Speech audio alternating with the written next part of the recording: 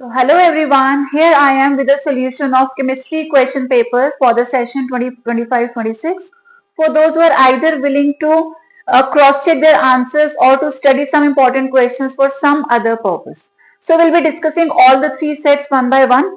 Like first we're starting with the set 1 and whatever questions are differing in all these sets will be discussed at the end of each section. So let us begin with set number 1. For the section A, the first MCQ is oxidation of chloroform by air in the presence of sunlight produces a poisonous gas known as. बहुत important question है, frequently repeat होता रहता है.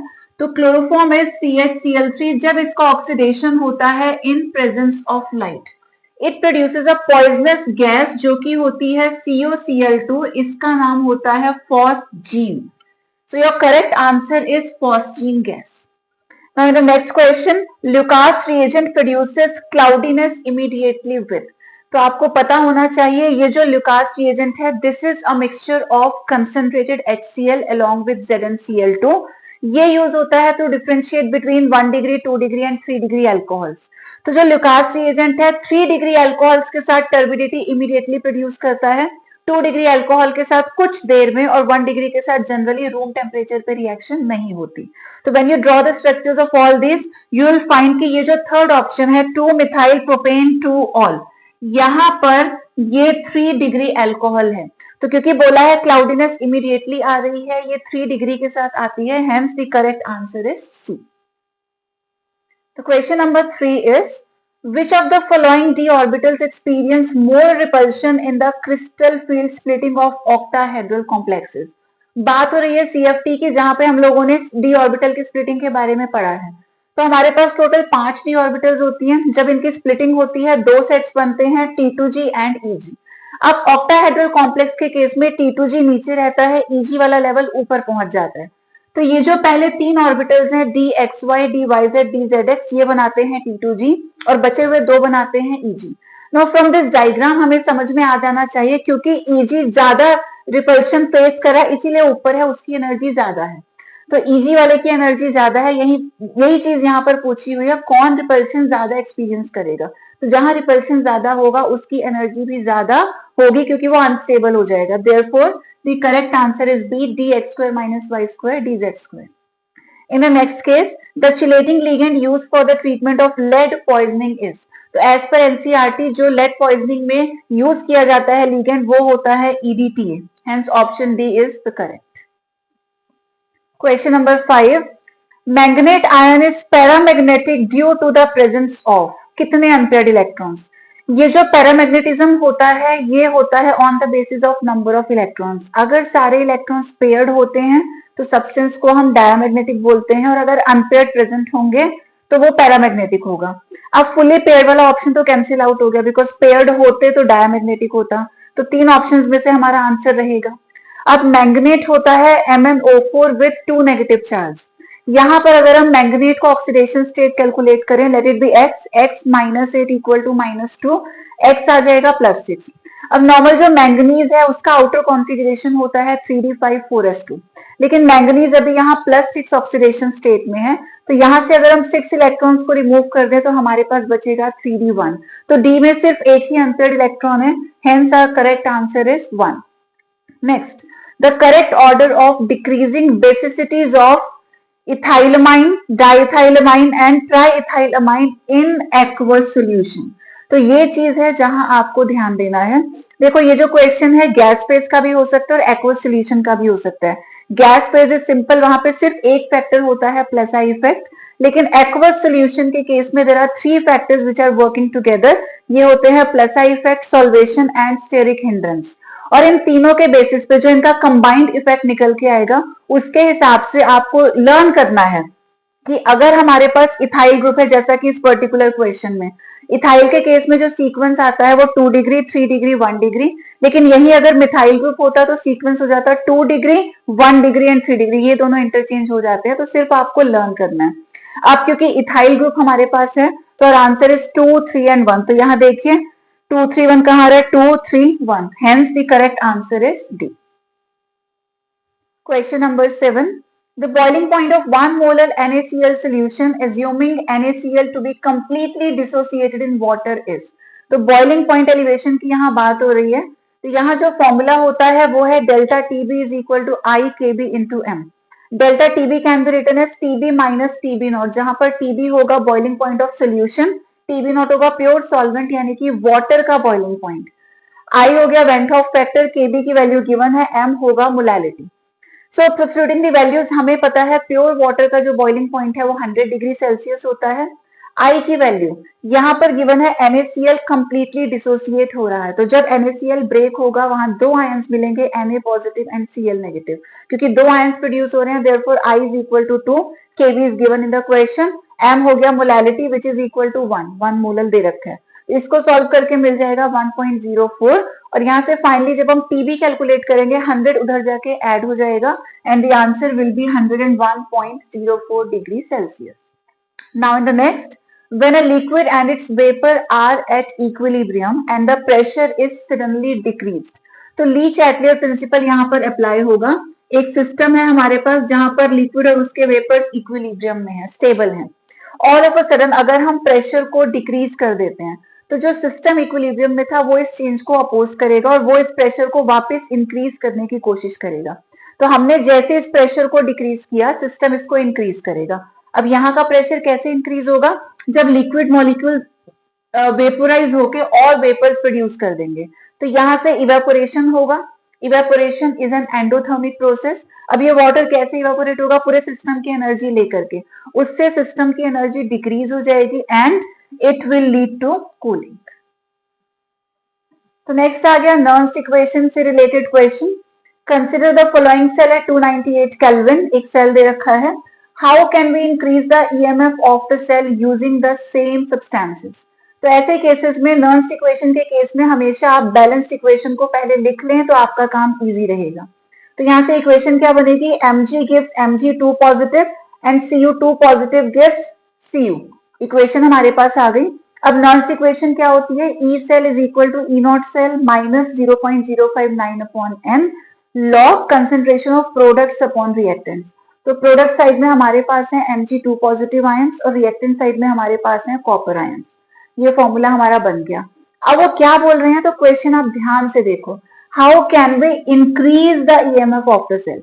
हमें cell EMF बढ़ाना है, तो उसके लिए हमें ये जो नेगेटिव वाली वैल्यू है ये कम लेनी है. अगर ये वैल्यू बड़ी हो गई तो ओवरऑल आंसर कम हो जाएगा बिकॉज सब्ट्रैक्शन हो रहा है. तो इसको अगर बड़ा चाहिए, इसकी वैल्यू ज्यादा चाहिए, तो this negative part must be small. ठीक है, तो यानी कि हमें Mg की कंसेंट्रेशन को कम करना पड़ेगा या कॉपर की कंसेंट्रेशन को बढ़ाना पड़ेगा. अब कॉपर को बढ़ाने की बात कहीं नहीं हो रही, इंडिविजुअली दोनों को बढ़ा रहे हैं, तो दोनों को बढ़ाने से तो इक्वली एडजस्ट हो जाएगा. ठीक है, या तो हमें Mg की कंसेंट्रेशन को कम करना है या कॉपर की कंसेंट्रेशन को बढ़ाना है. क्यों, तो ये भी आप देख लो, ये डायरेक्टली प्रोपोर्शनल है और ये इनवर्सली प्रोपोर्शनल है, उस वजह से. तो आप बस देखो जिस ऑप्शन में आपको मिले Mg कम करने की बात या कॉपर ज्यादा करने की बात, तो इंडिविजुअली कॉपर कहीं भी इंक्रीज नहीं हो रहा. क्या इंडिविजुअली Mg कम हो रहा है इन द फर्स्ट केस, तो this must be the answer. जहां पे हम Mg की कंसेंट्रेशन को रिड्यूस कर रहे हैं, 1 मोलर पहले थी उसको हम 0.1 मोलर बना रहे हैं. कोई और ऑप्शन नहीं है जहां पे Mg को कम किया हो, कॉपर को बढ़ाया हो या सिर्फ कॉपर को बढ़ाया हो. So this is the correct answer. Moving on to the next question. The rate of a first order reaction is 5.6 into 10 to the power minus 4 mole per liter per second when the concentration of reactant is 0.2 mole per liter. The rate constant K is. तो यहाँ दे रखा है order of the reaction is 1. अब first order के लिए क्या relation होता है, rate is equal to K. Reactant की जो कंसेंट्रेशन है उसकी पावर आ जाएगी 1 बिकॉज ऑर्डर इज गिवन 1. यहाँ से K आ जाएगा rate upon concentration of reactant, दोनों वैल्यूज हमारे पास हैं, तो डिवाइड करके will be getting 2.8 into 10 to the power minus 3 which is our answer.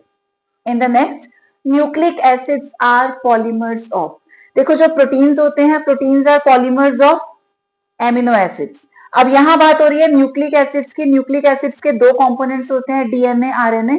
उन दोनों में ही 3 कंपोनेंट्स आते हैं, एक पेंटोज शुगर होता है, एक बेस होता है और एक फॉस्फेट ग्रुप होता है.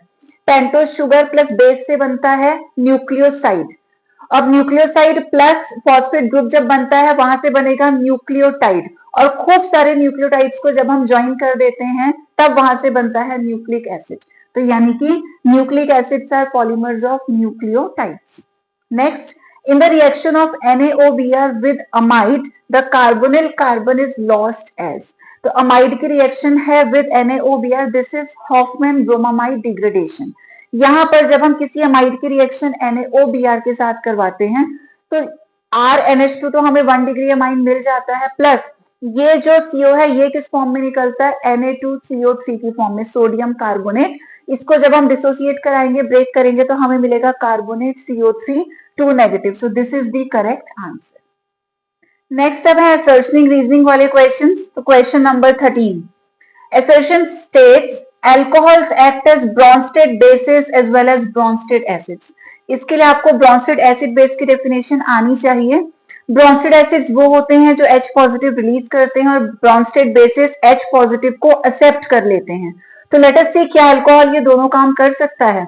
अल्कोहल हो गया ROH, यहाँ पे ये जो OH बॉन्ड है ये पोलर है, O इज मोर इलेक्ट्रोनेगेटिव, जिसकी वजह से इलेक्ट्रॉन पेयर को वो अपनी तरफ अट्रैक्ट करेगा और उसी की वजह से ये H पॉजिटिव वहां से चला जाता है। क्योंकि अल्कोहल्स H पॉजिटिव रिलीज कर सकते हैं, therefore they are Bronsted acids.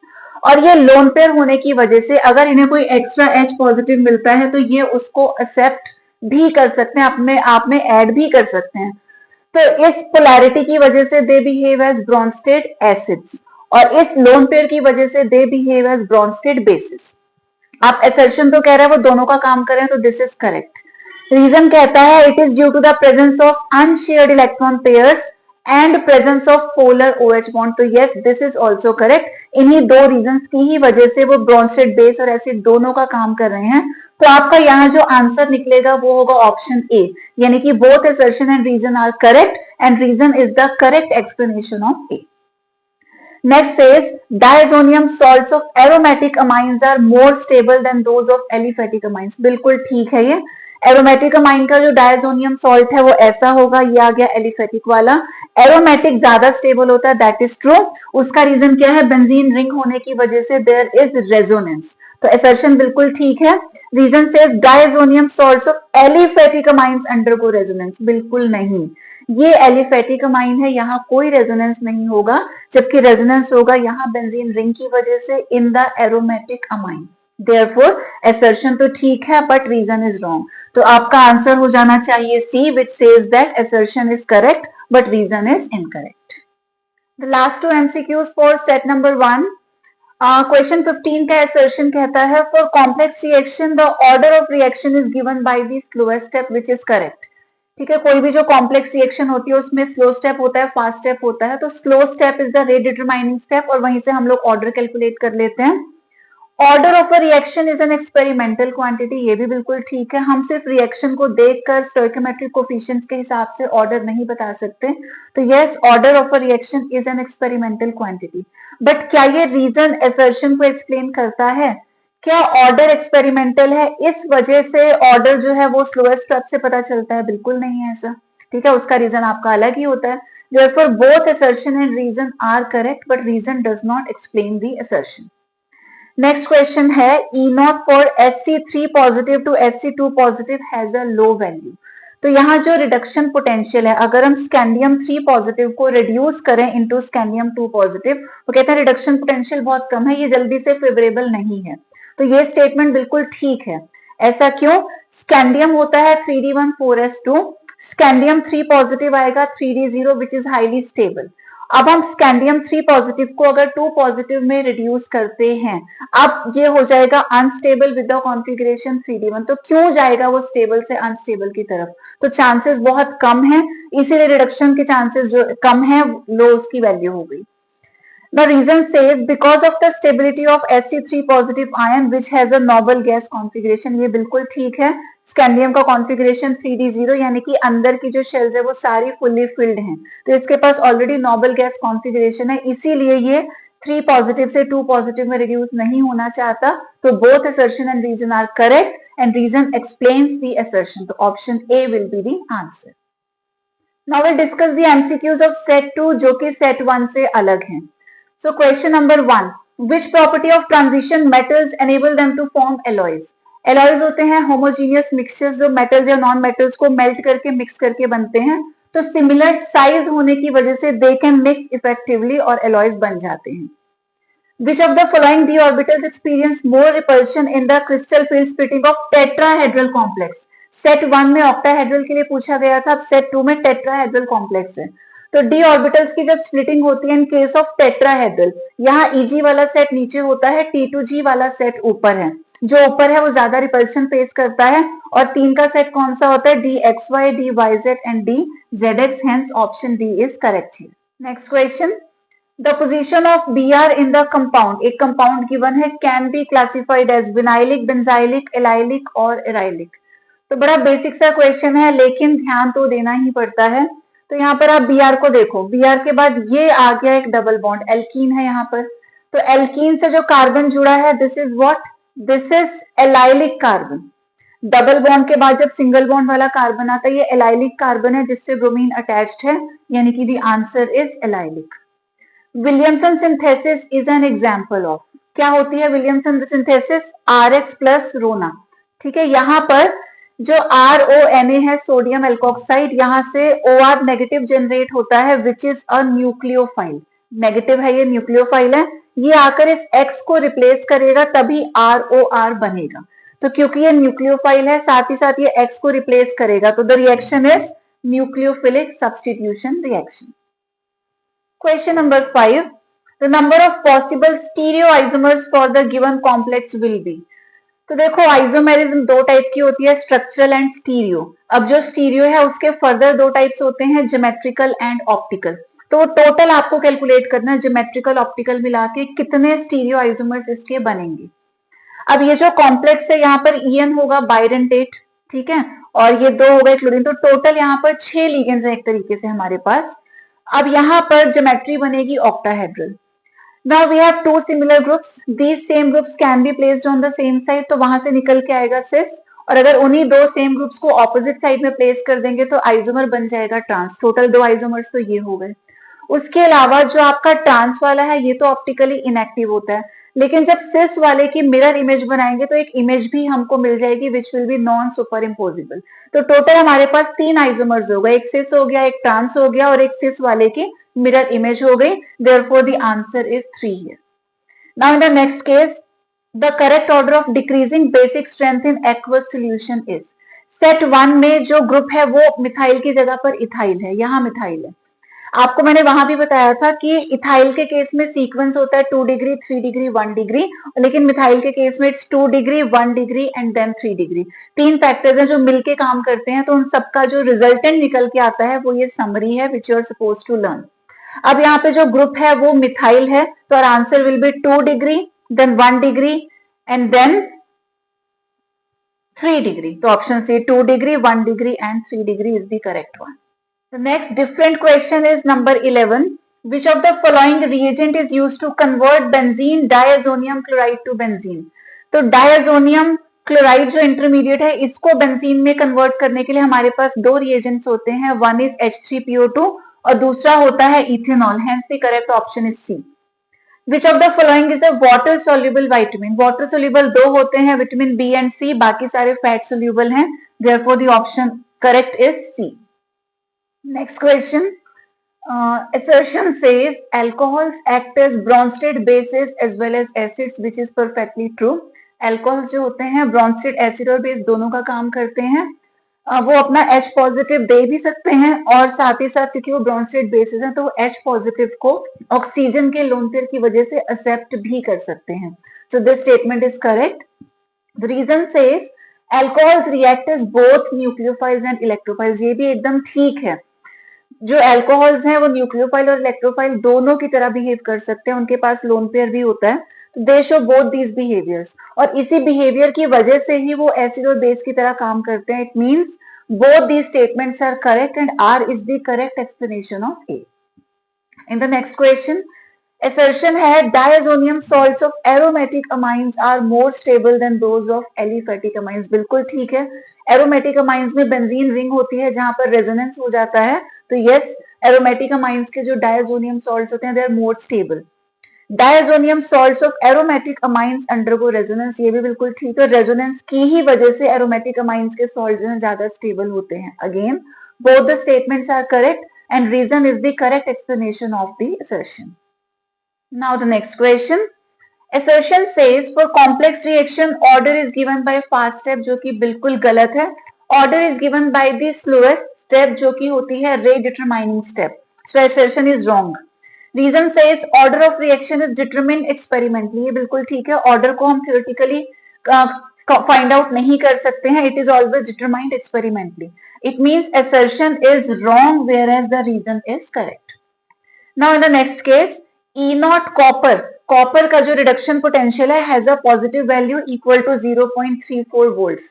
ये एक फैक्ट है and this is correct. Copper की वैल्यू पॉजिटिव होती है वेयर एज बाकी जितने एलिमेंट्स होते हैं 3D सीरीज के उनकी वैल्यू नेगेटिव होती है.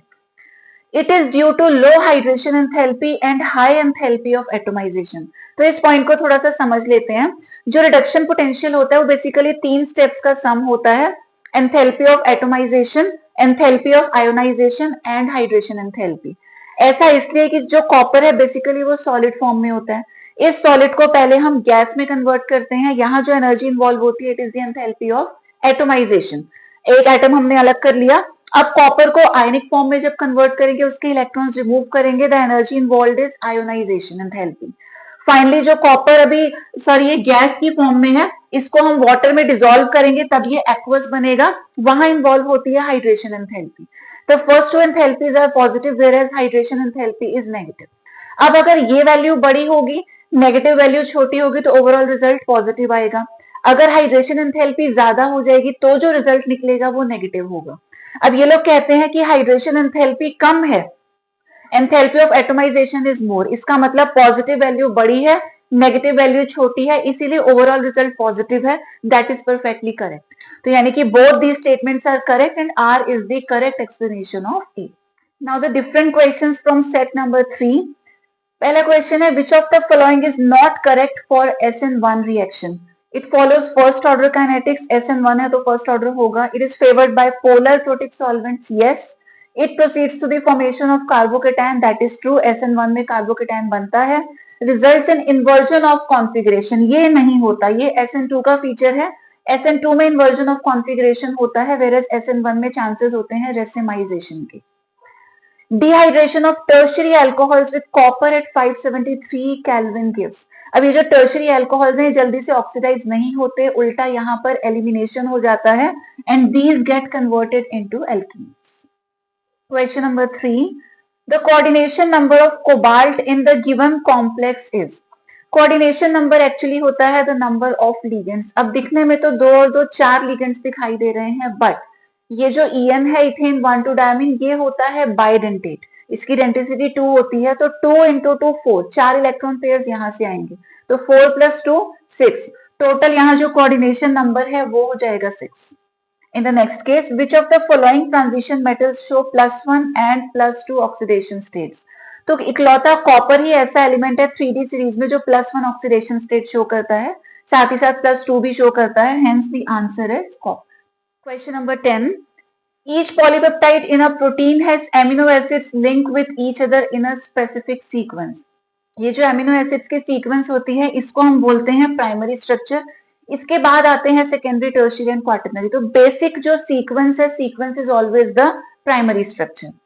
Benzene diazonium chloride on reaction with phenol in weakly basic medium gives.